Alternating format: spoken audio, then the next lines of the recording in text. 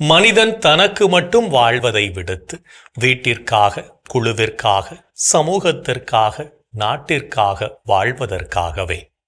அதனால்தான் சான்றோர் வாழ்க்கையை அறம் என்று போற்றினர். தனக்கு என வாழும் மனப்போக்கை விட்டு எல்லோரும் வாழ இருப்பதால் தான் தங்கும் இடம் வீடு எனப்பட்டது. தன் பற்றை விடுவிப்பதெதுவோ அதுவே வீடு. சுயநலப்பற்றை மிகுவிப்பவைகள் வீடுகள் அல்ல, காடுகளே. வீடு என்பது சமூகத்தின் உறுப்பு ஆகும், தனி தீவு அல்ல.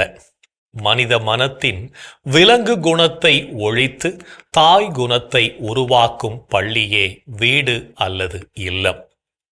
சமூக ஒழுங்கிற்கு குடும்பமே அடிப்படையாய் அமைந்திருக்கிறது. மரம் மற்றவர்களுக்கு நிழல் தருகிறது. வானம் மழை தந்துதவுகிறது. உலகில் உள்ள யாவுமே ஒரு வழியிலோ பல வழிகளிலோ மற்றவர்களுக்கு தொண்டாற்றுகின்றன. அப்படியேதான் மனிதமும்.